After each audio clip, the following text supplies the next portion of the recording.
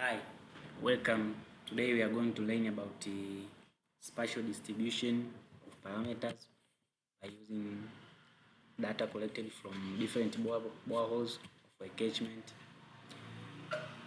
We first look about the pH distribution of a catchment area by using different boreholes.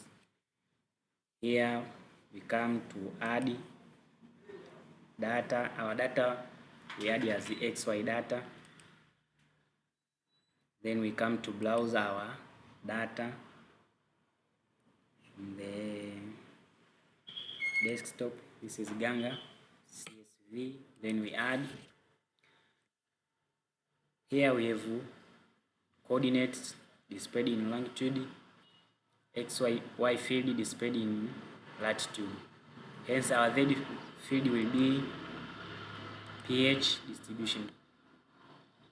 We come to edit our coordinates.